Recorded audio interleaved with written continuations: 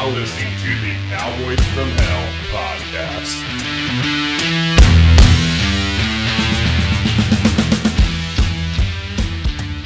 Easy to go over. Ladies and gentlemen, welcome back to the Cowboy from Hell podcast. I'm your host, Lando. And with me, as always, our producer, Jason Crane, and our intern and co-host, Stephen Amakwa. That's at Awesome Black Guy on Instagram. Good morning. At JS Crane on Instagram. JSN Crane. JSN Crane. And I'm at Optimus Limes on Instagram. Can I tell you something about our intern? Yes. 15 minutes late, no coffee. You know what? I didn't have anything going for me this morning. It's really hard because you give people opportunities, and they create these diversity hiring programs. Don't know the challenges I go through on a daily basis to get here as a black man in the city. I was gonna say, I wish you would have said we go through. Challenges we go through. I have to fight just to get everywhere. Well, guys, let's not make light of social issues right now because that's not what our podcast is about. Actually, that's exactly what it's about. All of my feedback was about you in that last episode. About me? Yep. So someone said, People love me. We love Steven. He's so natural. Someone also said, please turn the lights up a little bit on him. I don't know if they... and then do they not know? They they also said, we don't care what his booty proclivities are. Let him live. You know what? People said, I love the support from our fans. It really I do appreciate that. We say listeners, we don't say fans. We don't. We're not going to call them proclivities. Well, because that's not what they are. Are you sure? Okay. Anyways, we're gonna just I appreciate the positive feedback. How many seconds have we been into this and your butt has already come up? Okay. We are almost 2 minutes out. We did just post an episode with Teddy Purcell from Newfoundland, Canada, former hockey player, and I did get some feedback already on that, even though I just posted it this morning. I had a girl say to me, "Who does this guy think he is?" Right?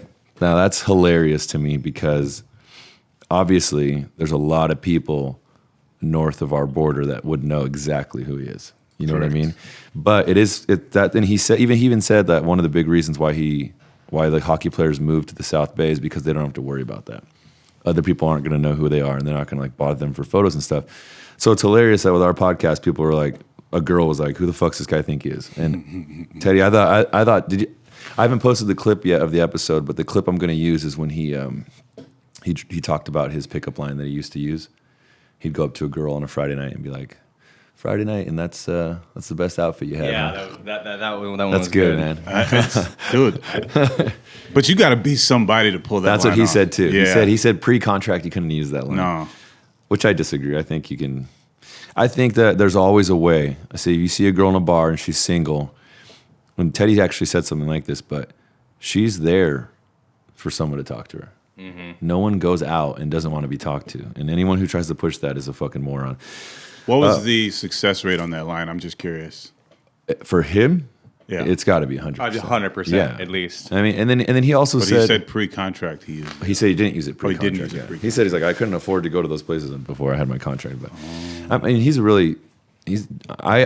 I get older, I start to see that it's all about dialogue because there's guys that are very good looking that struggle to get girls still. So something about girls, man, they just want you to make them laugh and make them feel comfortable, and then you can do whatever you want to them. Circus tricks. So another interesting part of feedback that I went to a party a couple nights ago, my friend Aaron's birthday party.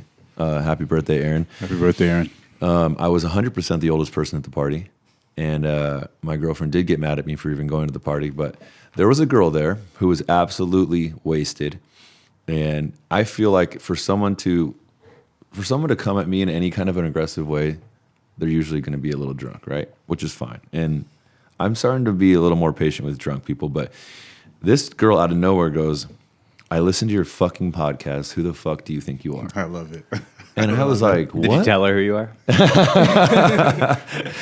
That's funny. Well, I was like, what do you mean, who do I think wait, what are you talking about? I was like, my podcast is pretty fucking chill. I didn't think it was that crazy. And she said, I said, what episode are you talking about? She's like, I just think it's funny that men think they can tell women how to dress and how to look. Oh, Lord.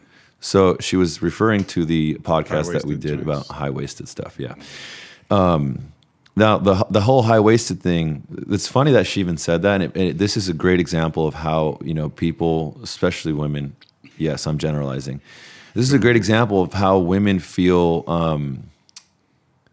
they feel marginalized and they feel disenfranchised, or they feel like they're, there's men try to make them feel a certain way. But this is a great example because that entire episode, that was the Kelly outfit episode. The whole entire episode was about men's fashion. Mostly shitting on guys. Right. Talking to men about their fashion. I did post a little clip because the high-waisted thing was so funny. That was like our most viewed clip. Why? Like, you clearly did not watch the episode. You zeroed in on this one thing, and if you would have realized that it was all about men's fashion and the women's part was very small, but she just wanted to attach herself to the whole, how could you tell women how to dress thing? I probably got the biggest argument for high-waisted and low-waisted jeans Let's go. In your life. in my life. So the other day I watched Dukes of Hazzard, and Jessica Simpson Oh, come on. is probably the best on. example of low-waisted. Oh, ever. yeah. And I was thinking to myself, imagine if all those scenes of her were in a very, very high-waisted. Oh, yeah, dude. That would Steven, can you pull that up real quick? That would have been, yeah. Now, Jessica Simpson, man, and I remember her, I think people call them so getting it done. cum gutters. A little. Oh, no, that's the back dimples. No, what do the people call the sex muscles in the front? Whoa. Like the Path little, of righteousness muscles. No, I know. These things. Like, The douchebag V. yeah. Why has it got to be all that? Come on, Jason. What did they call it? Dude, someone called it something so funny because Justin Bieber's pastor had his out. The dick root. Oh, the dick root. The That's dick right. root. That was hilarious. The arrow pointing towards your dick. Now, Jessica Simpson's body back then was insane. She's looking all right. And, her dick root, well, I guess it would be her vagina root. Those V, that was insane. Like, that would have been covered up by something high-waisted. And what a shame that would have been. It wouldn't have gotten. I don't think the movie would have done near as good as it did if she had high-waisted jeans on the whole time, man. I mean, look, ladies, obviously this is not a fashion podcast, and most of this is satirical and in jest. But like, if my chick tells me you look stupid in that, I mean, every girl I've dated has told me that I look so stupid with a mustache. I love the way a mustache looks, but I listen to them because they're the ones that have to look at your face all the time. Isn't that weird to think that like you're looking at my face right now? I'm looking at your face right now. You know what I mean? You don't see what I'm seeing. Right. And like I've seen all these different angles of your face, and you've seen all these different angles of my face. That's like a high thought, but like Very high thought. if they're the ones that are looking at you all the time, and the whole dialogue that comes out of, if someone feels comfortable, you should let them feel comfortable. Sure, go ahead. If you feel comfortable, my only point was like, we take advice about other things. If someone gives you advice on what you're wearing, why not just, even if you want to take it with a grain of salt, but don't get offended. But also, I feel like a lot of it is the how you get that point across, how you express that opinion of yours. God, that's how I've been hearing that my whole life. It's not what you say, it's how you say it. Oh, for you? Oh, for sure. Oh, for sure. You're the only person that'll give a compliment to somebody and then they'll get mad about it. Like, what? Yeah, that's true. I do experience that often. Well, I don't know.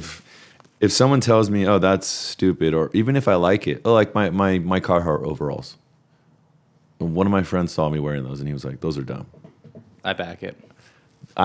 You're telling me that the Carhartt overalls are dumb. You're not saying, Landon, you're dumb. Cool, bro. Right. I like them. Yeah. Thank you for telling me that. Steven, would you wear Carhartt overalls ever? I would. Oh, he would. I would. That's a vibe, dog. That's It a is look. a vibe. It is a look. I saw him wearing them the other day, and I was like, "Send me the link." We may or may not have 2 more pairs coming. Send we may or me may not be the matching link. downtown Hermosa with Carhartt overalls. So watch out for that. But yeah, that girl's. Come on, listen to the whole fucking podcast. Listen to the whole episode at least. The Cali outfit whole thing with the guy was so funny. I think. I don't know if we changed anyone's mind about it, but I did have some conversations with friends after, and one of my friends admitted, he's like, "Yeah, I do get offended if someone like attacks my outfit or says they don't like my outfit," and I'm like, "Isn't that weird?" And he goes, "Yeah, I don't know why I would. It's the outfit. It's not me." And so, we're just changing minds here at the Cowboy from Hell podcast. Our one live viewer here is pretty pumped. Are you on the podcast? Yeah. Okay, cool. So hilarious. Moving on to current events. We are in Los Angeles, California, and we are locked down again. And we don't cover politics here. We don't get into COVID-19. But being that we're locked in again, it's the one thing I wanted to bring up was everyone keeps getting so mad about the lockdown, right? Everyone's getting mad in California and saying our governor's a piece of shit, and he does this and does that. Now, this brings up a great point. This is the only point that I want to make, is that politicians are controlled usually by lobbyists, and not controlled, but by campaign influence by their contributors, right? Mm-hmm. And so when you get mad at a politician and you say, oh my God, I can't believe you're doing this and that, right? If you were to see the checks he was cashing, if you were to see the campaign contributions that were being made, you would very well understand why he's doing this and doing that. Yeah. That's why when you praise a politician or when you hate a politician, it's so silly to me. So dumb. They are just a figurehead. I mean, there's recordings of Biden and Obama saying that they do not support gay marriage. And then there's recordings of Trump saying that he has gay friends and blah, blah, blah. But if you listen to people talk, you don't hear about that stuff. And so whether you're praising a politician or whether you're so mad at a politician, you're stupid. That's all I wanted to say about that. And I mean, we see it all the time. Mm-hmm. People, I mean, dude, the responses when Biden won were like, oh my God, we did it, guys. We fucking did it. We did it, guys. How silly is that? I mean, you were so happy about it when Biden won. Look. I know that you're still upset that your candidate, Joe Jorgensen, didn't win, my guy, but we got to let this go, all right? Man, Jorgensen, we were so close. I read that in 2016, the candidate D's Nuts actually got more votes than Kanye. Was there really a D's Nuts candidate? Yeah.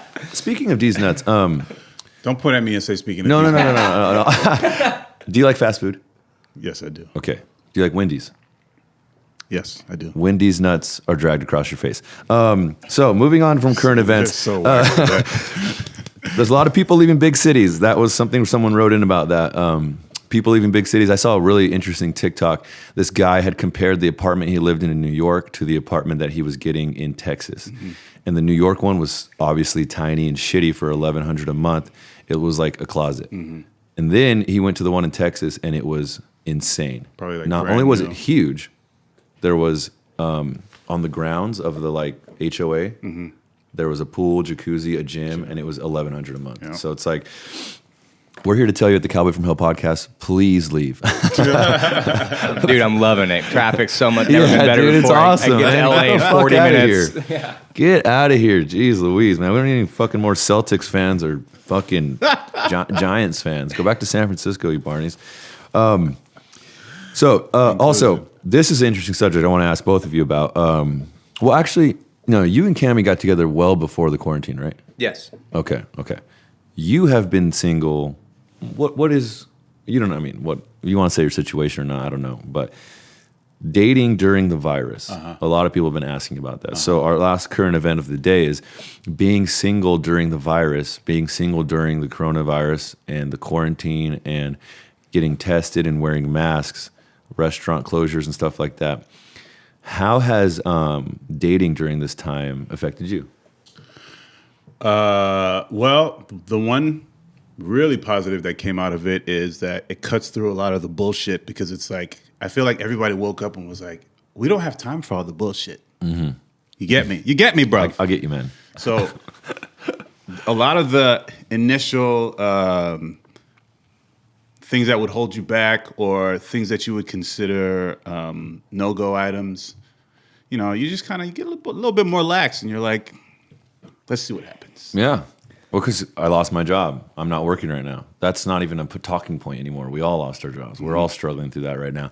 Or what do we do tonight? Well, we can't really do that much besides go grab a drink at a bar. You know what I mean? I want you to meet my friends. Oh, I can't really meet my friends right now because they're not seeing people because they just had a baby or blah, blah. They live with their mother or something like that. Or yeah, I had to move out of my place and move in with some friends or family.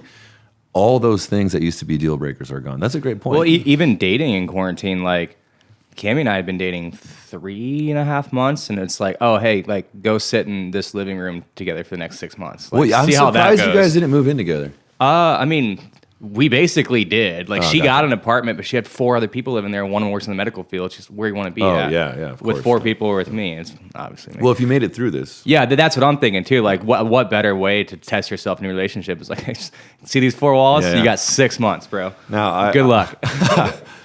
I went through a gnarly breakup and met someone during this whole time, and it has been wild, but it didn't really change.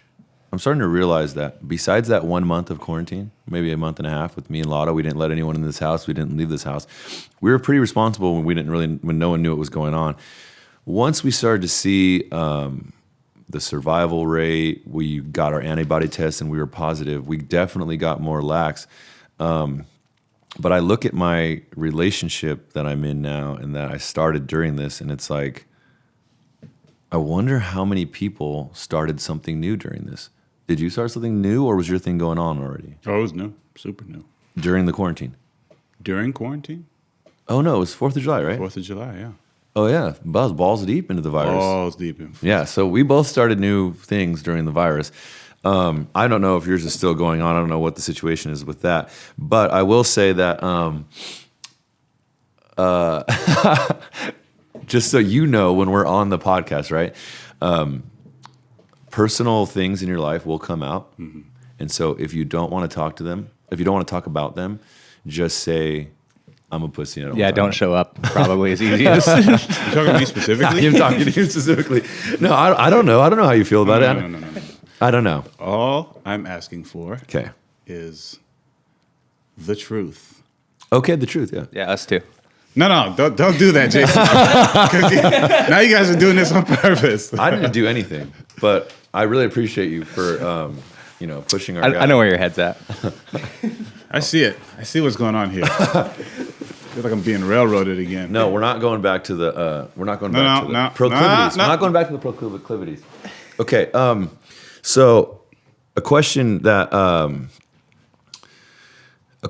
I had in regards to that with you and your situation. So a couple nights ago, I get a text, and let's say it's from a girl who we both know, and she says, "Hey, do you want to hang out with me and Steven and this other girl?" Right? Mm-hmm. And she may or may not have said, I believe the French call it ménage à trois, right? And I text you immediately and I go, what's happening here, right? What's happening here?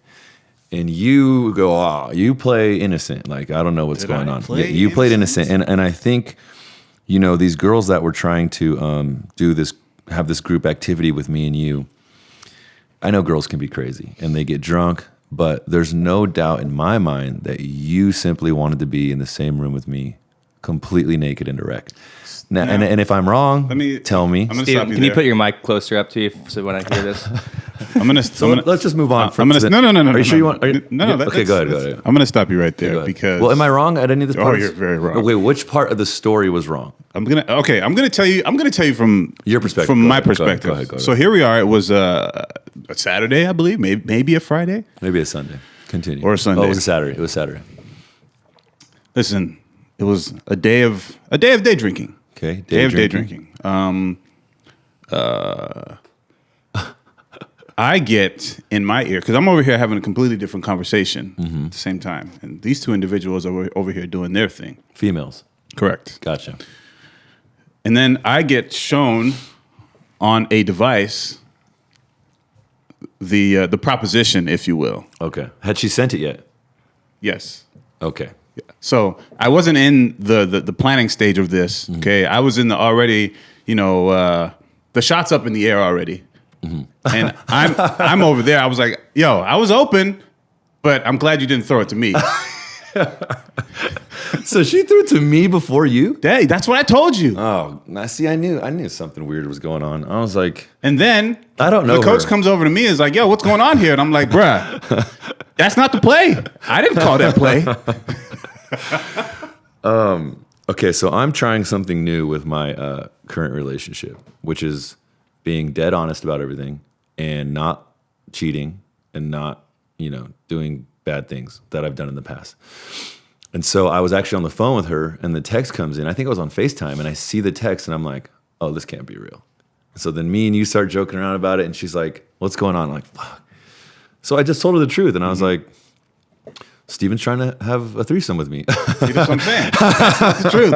And I told you that, but you, for some reason, don't want to believe me. Okay, it's just funny to me because like I didn't know you weren't involved in the whole proposition. But it's just funny that like for two girls to think that you and I would participate in a group scenario where we're both in the same room, and I don't know if they wanted to flip flop back and forth. No, I don't know how that works. Oh, you know what? I have a really disgusting story that I could tell right now. So if not there's about me. No. It's about a mutual friend of ours.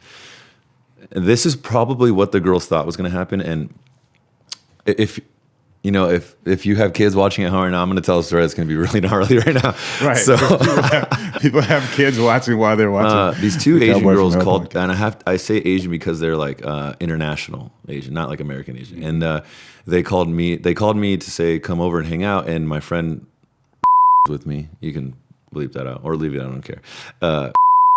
And he goes, I go, you want to go hang out with these girls? And he's like, he doesn't care. He never asked, what do they look like? Can I wait? And time out. There's a lot of I need a setup here. What kind of Asian are we talking about? First of all, I feel like it's important. Mongolian. Both Mongolian. Yeah, like they like half Russian, half Asian. Okay. And what age are you at this point? I am late 20s. They are early 20s. Copy. Okay. Yeah. Continue. They might be mid 20s. Anyways, we go over there and there's a cute one and the one's not so cute. I ain't never seen two pretty best friends. That's from TikTok. That's a TikTok joke. I just learned that. Anyways, we get there and I go with one. He goes to the other one. The one I go with. That is awesome. The one I go with, we start hooking up, and for the technical term, I believe is fellatio, and where the finishing move was orally, right? And so it was great. It was fun. We had a good time, and then we go in the other room to look for them, and he's struggling with the other one, Struggling in terms of performance or struggling in terms of initiation? Both, right? But I'm friends with these girls.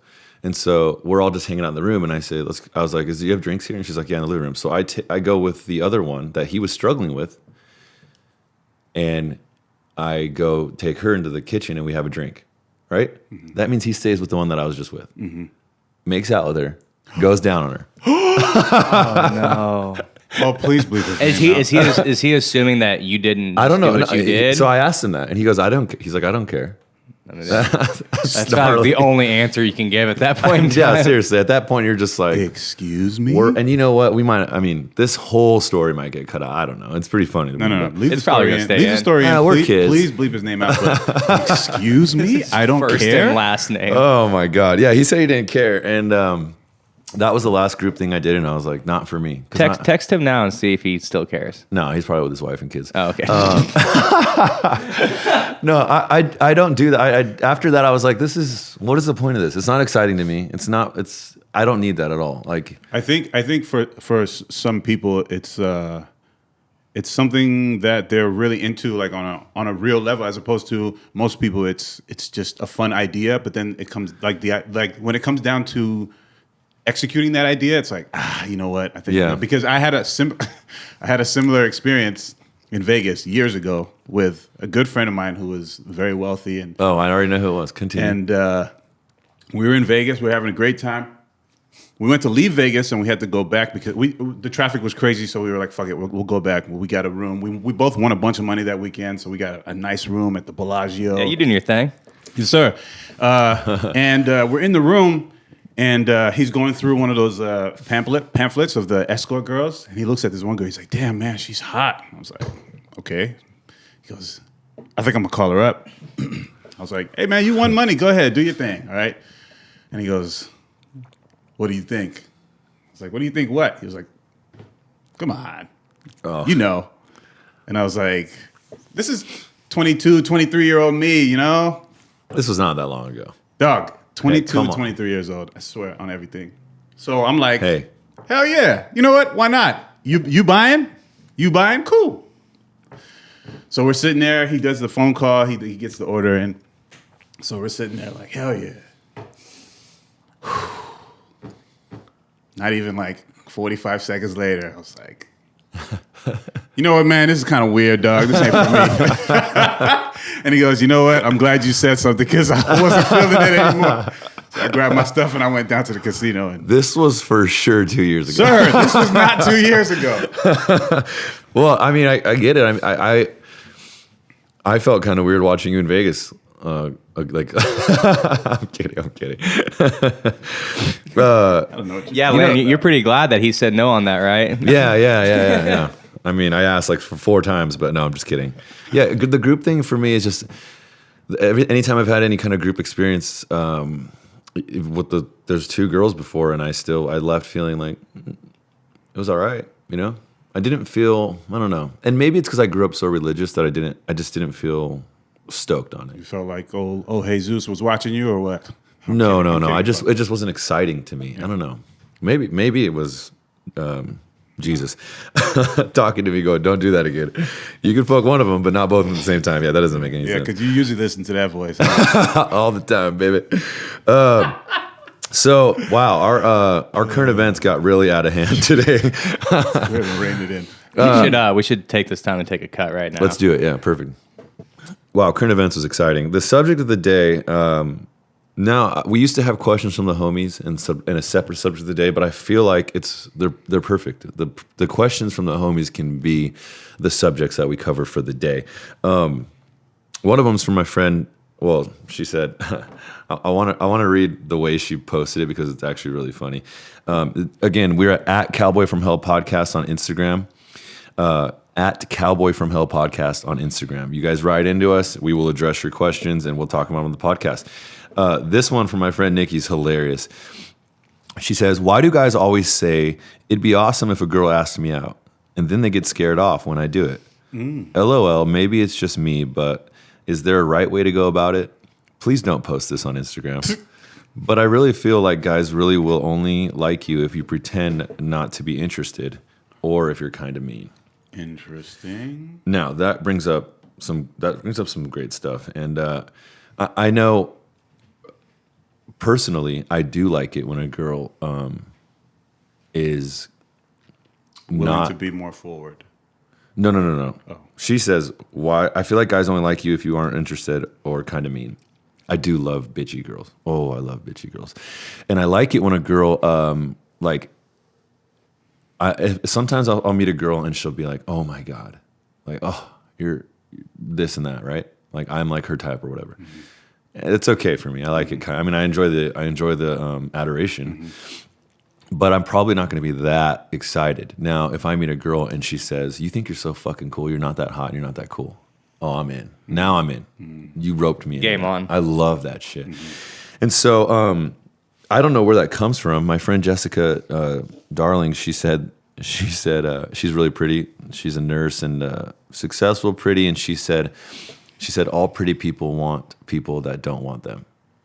And so I don't know if I'm not saying I'm pretty, but I think a lot of people like the chase. I think a lot of people don't want it to be. I mean, the whole girls being so available to you. You text them, they come over. That's not the girl you're gonna date. You know what I mean? And so maybe there's something to not acting interested and kind of mean. If you're asking why, Nikki, I have no fucking clue why it's that way, and I think it shouldn't be that way. And I think it being that way is why we have a lot of problems. Because we always think the grass is greener. We always want the person that doesn't want us, and it creates all kinds of turmoil in your life. Well, I think too, especially like anybody who's like been like won anything. Like I raced dirt bikes I like challenges, like racing. Even when you lose, even when you win, you could have won by more. And like you guys are all sports guys, volleyball, not volleyball, as we talked about on the last podcast. I think everybody wants to win. Everybody likes to challenge. People who are in any athleticism whatsoever like that. For sure. Even ambitious people that aren't in sports. The challenge is exciting and fun. My friend Zach's a bartender.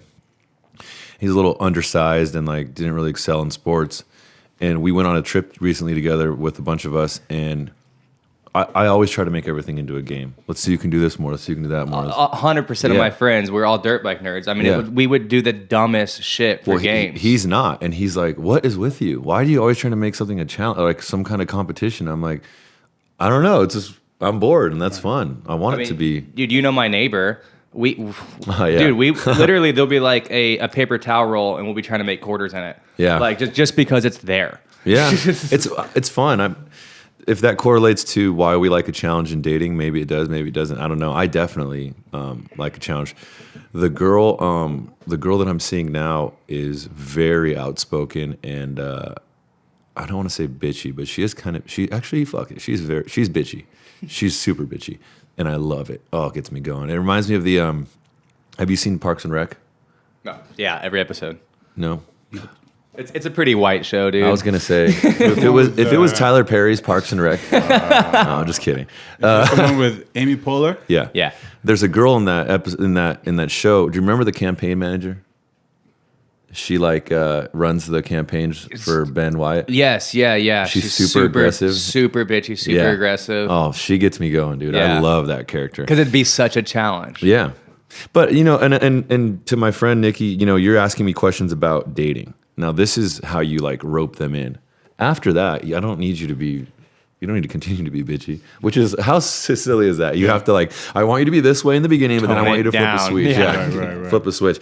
That's insane. I mean, everything about dating to me is absolutely insane. The fact that I don't understand why it's so complicated. I don't know if there is a God and he made men and women this different. That's fucked up. Because it really is insane to think of how different men and women are, how different we think, how different we act, and then how different we change throughout the years too.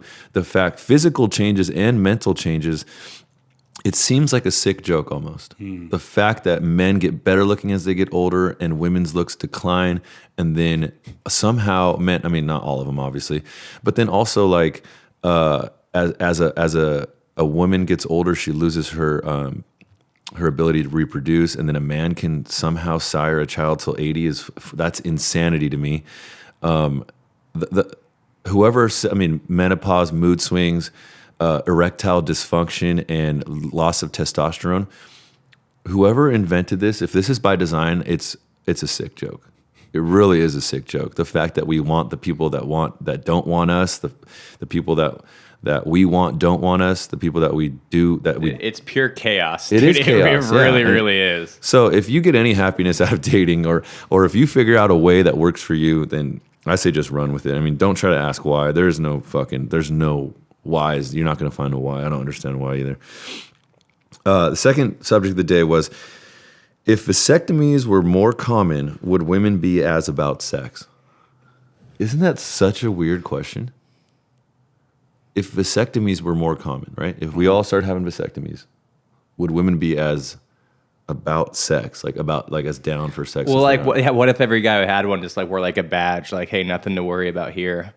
Would that help them out? Yeah, would that help them? Or I think what he's asking is, if a guy can't have kids, be it by design or not by design, does that make him less desirable for women, even on a subconscious level? That's an interesting question.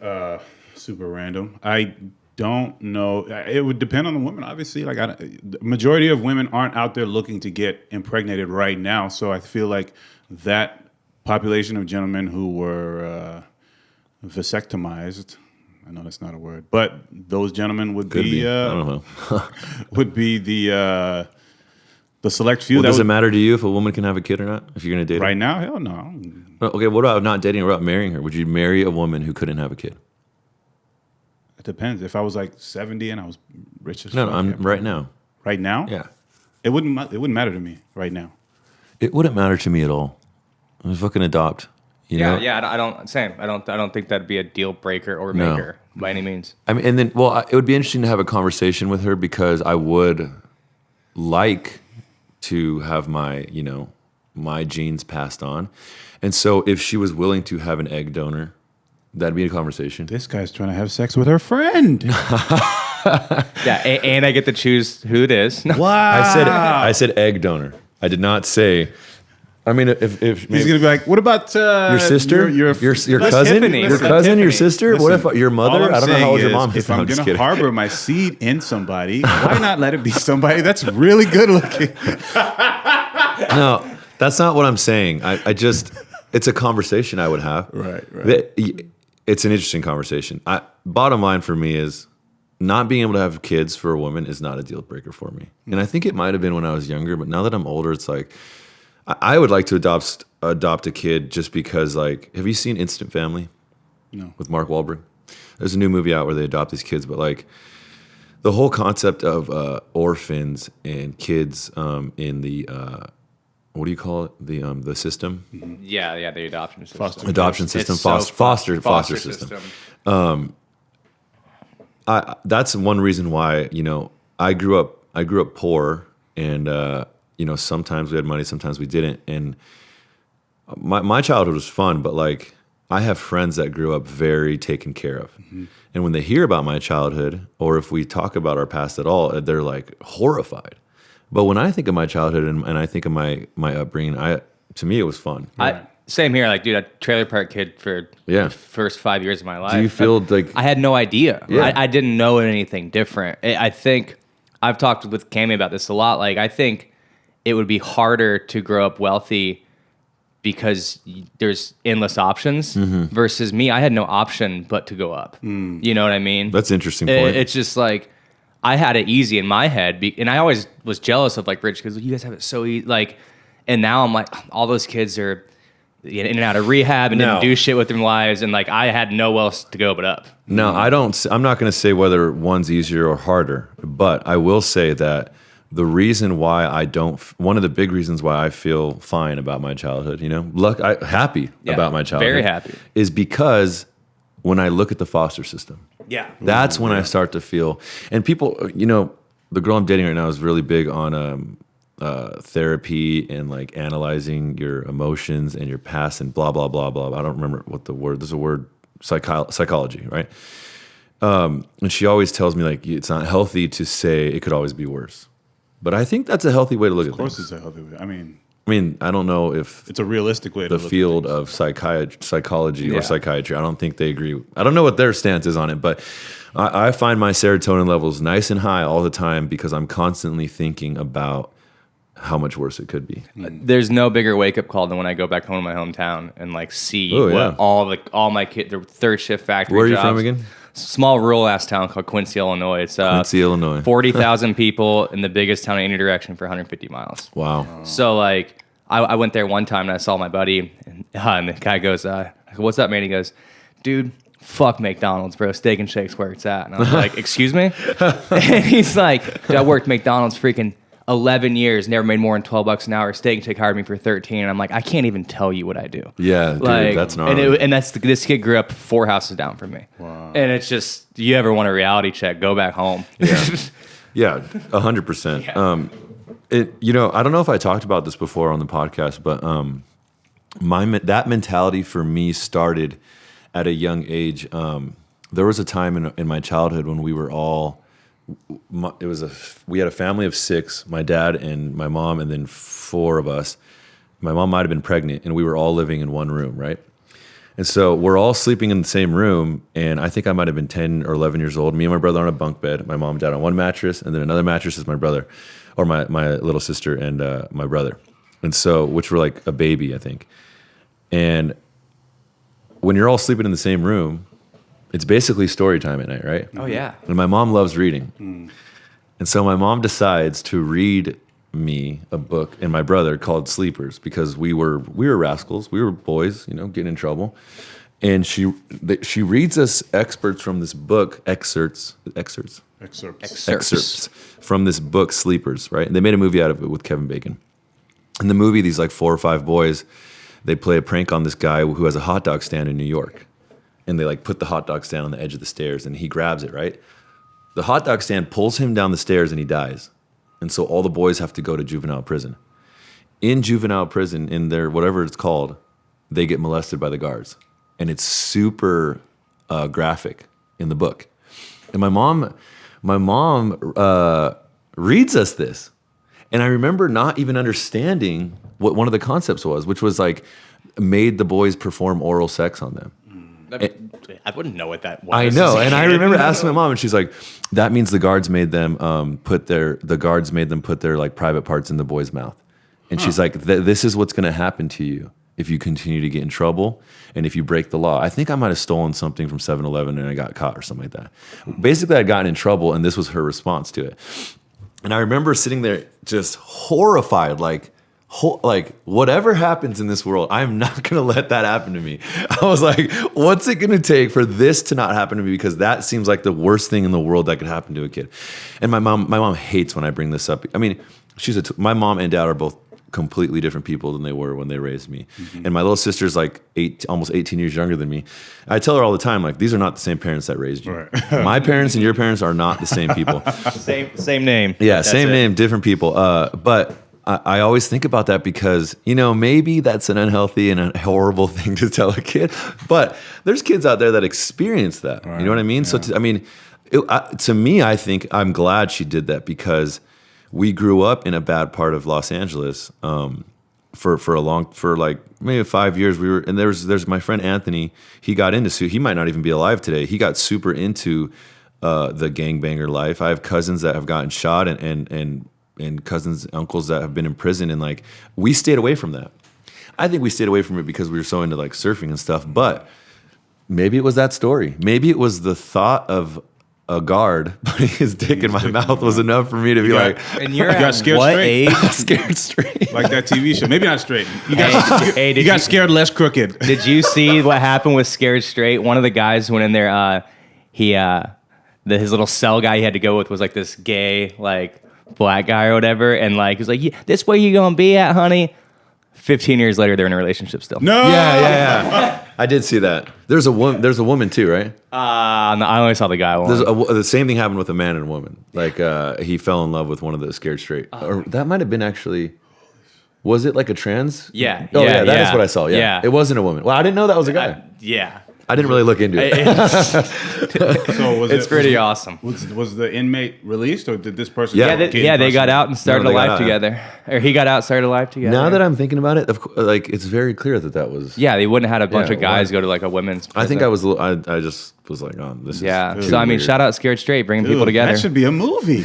I know, dude. That is a love story if I've ever heard one. My favorite Scared Straight is when the little kid has glasses on and the guy's like, he puts him to the door and the inmates are yelling at him to do push-ups, so he starts doing push-ups, and then the guard's like, don't do push-ups, and he gets up and he's basically doing burpees because he's so scared of what to do.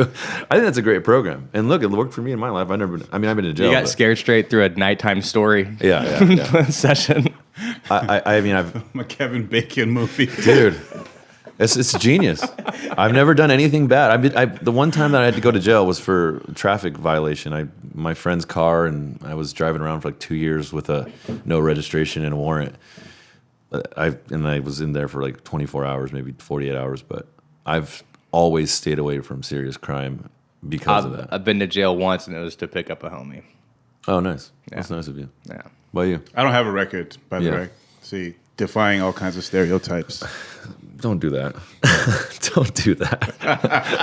I'm in an argument on TikTok right now, which is the most. I didn't think I'd ever say that at 34 years old. Yeah, I was gonna let it slide, but this Asian girl posted a TikTok, and she's like, "When I see Asian girls with black boyfriends, I get jealous."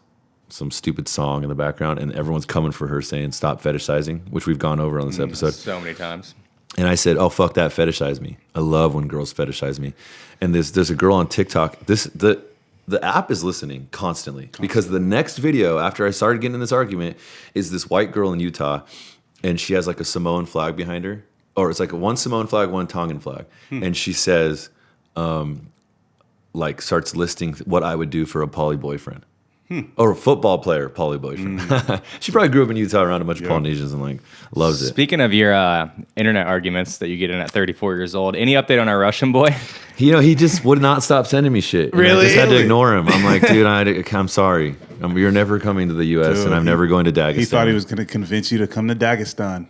Oh, I would love to. That'd be a dream. That'd be so fun to go like train with those guys and some sambo and stuff and like learn and then eat the food and like be on the farm. That'd be sick. I would do that, but it's just I'm not going The to. food doesn't sound good to me at all. Yeah, I mean, Dude, when I was in Dubai, I met these Russian people, and they were telling me about this dish. It was like a layered cake thing. It sounded like the most. She was like, "Oh, it's got fish and potatoes and beets and this and that." I was like, yeah, I don't know why this guy doesn't like fish. So, yeah, Doesn't eat fish. I'm not a big fish guy, but I didn't grow up where there's fish at. Yeah, you grew up in Illinois. Well, he did. He grew up in L.A. He should know. Yeah, you should like fish. "I eat some." Something tells me you like chicken, though. Little bit of Thank you guys for coming and watching the Cowboy from Hell podcast. It's been a real pleasure. Steven, thank you. Jason, thank you. Steven, All right, we're out. That's the line that's going to Can I get a ride home, Steven? Perfect. Thank you, guys.